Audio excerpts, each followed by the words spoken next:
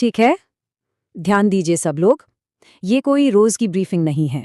ये भारत के सबसे वांछित शख्स की केस फाइल का ऑपरेशनल डीप डाइव है।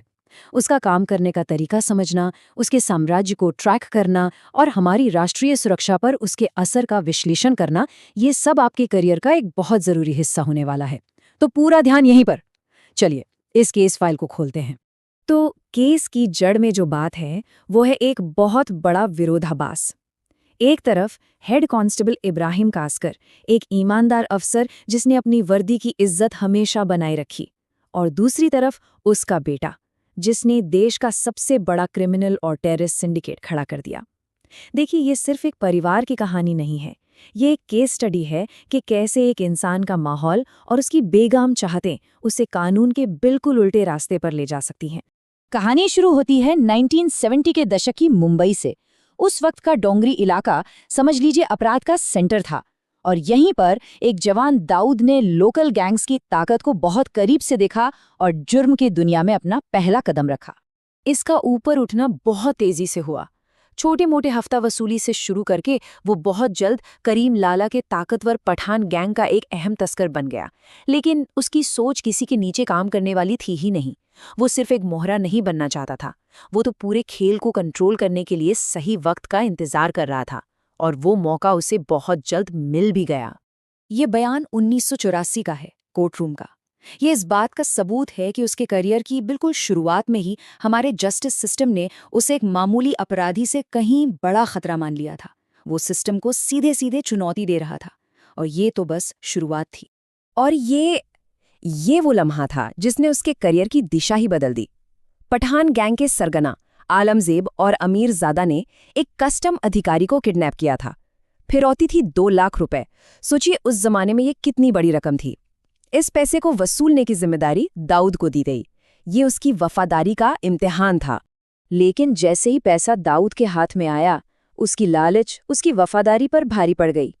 ये सिर्फ चोरी नहीं थी, ये एक सोची समझी चाल थी।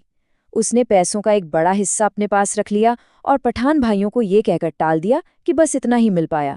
उसने जानबूझकर एक टकराव की सिचुएशन क्रिएट की। जब सच्चाई सामने आई तो सजा बहुत बेरहम थी।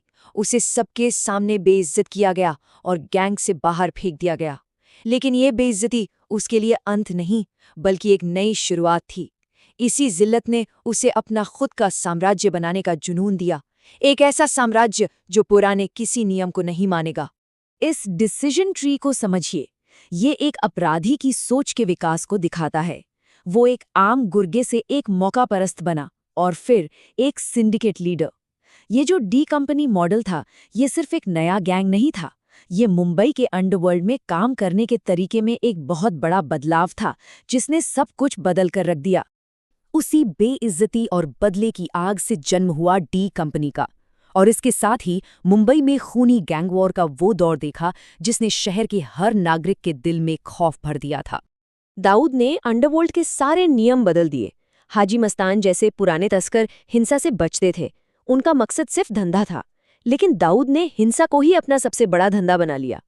उसने डी कंपनी को एक कंपनी की तरह चलाया, एक साफ सुथरा स्ट्रक्चर, अलग अलग सोर्स से इनकम और मार्केट पर कब्जा करने के लिए बेरहम स्ट्रैटेजी। ये ट्रेडिशनल क्राइम से बहुत अलग था। अरुण गवली गैंग के साथ उसकी जंग ने शहर को एक जंग का मैदान बना दिया था। ये कोई मामूली गैंग वॉर नहीं थी, ये शहरी आतंकवाद था। हर कत्ल का बदला और ज्यादा बेरहमी से लिया जाता था। जे हॉस्पिटल में पुलिस की मौजूदगी में उसके शूटरों का घुसकर हमला करना, ये दिखाता है कि वो कानून और व्यवस्था को कितनी खुली चुनौती दे रहा था। पूरा शहर दहशत में था।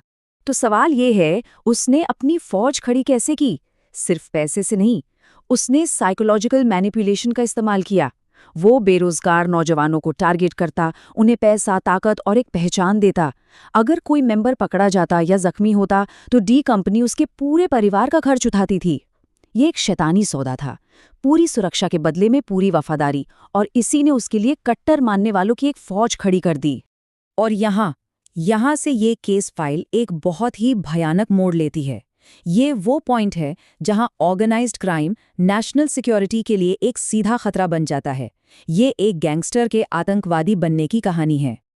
1992 के बाबरी मस्जिद विध्वंस के बाद जो तनाव का माहौल था, उसमें पाकिस्तान की आईएसआई को एक मौका दिखा। उन्होंने दाऊद को एक डील ऑफर की। हम तुम्हें इंटरनेशनल सेफ्टी देंगे और तुम्हारे साम्राज्य को फैलाने में मदद करेंगे।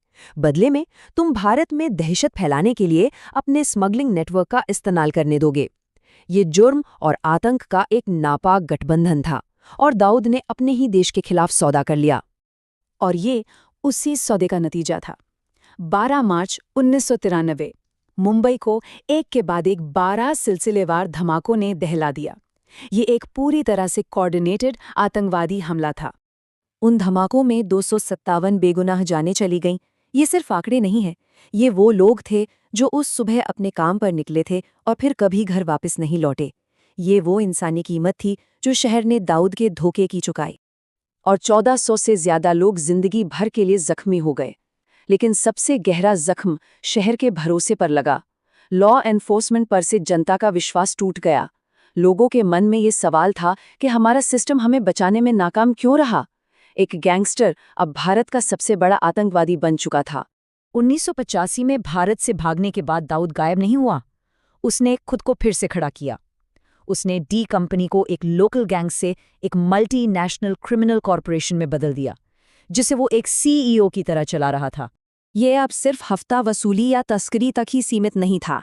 जैसा कि ये चार्ट दिखा रहा है, उसने अपना पोर्टफोलियो डाइवर्सिफाई किया। रियल एस्टेट, शिपिंग और बॉलीवुड फाइनेंसिंग जैसे सही दिखने वाले बिजनेस का इस्तेमाल ड्रग्स और हथियारों की तस्करी से कमाए गए काले धन को सफेद करने के लिए किया गया। ये एक बहुत ही sophisticated international money laundering operation था। उसका साम्राज्य ग्लोबल था। दुबई से लेकर लंदन और कराची से लेकर लागोस तक उसने दुनिया के बड़े ट्रेड और फाइनेंशियल सेंटर्स में अपनी जड़ें जमा ली। ये एक बहुत बड़ा स्ट्रेटेजिक इंटेलिजेंस फेलियर था कि कैसे एक सिंडिकेट देशों की सरहदों को इतनी आसानी से पार करने में कामयाब रहा और वो लगभग पहुंच से बाहर हो गया। तो इस पूरी केस फाइल से हम सीखते क्या हैं? ये सिर्फ एक अपराधी की कहानी नहीं है। ये हमारे लिए भविष्य के खतरों से निपटने के लिए एक सबक है। आज सब्जेक्ट कराची में आईएसआई की पनाह में है। वो सिर्फ एक भगोड़ा नहीं है, वो एक एक्टिव एसेट है जो हमारे दुश्मनों के ऑपरेशंस को फंड कर रहा है। ये क्राइम टेरर का गठजोड़ आज भी एक सीधा और साफ खतरा है। तो आखिर में आप सबके लिए सवाल है, सब्जेक्ट अभी भी फरार है और उसका नेटवर्क एक्टिव है। असली सवाल ये नहीं है कि दाऊद कौन था, असली सवाल ये है इस तरह के नेटवर्क बनते कैसे हैं, वो पनपते कैसे हैं और हम भविष्य में अगले दाऊद को उभरने से कैसे रोकेंगे। यही आपकी असली चुनौती है। ब्रीफिंग खत्म हुई।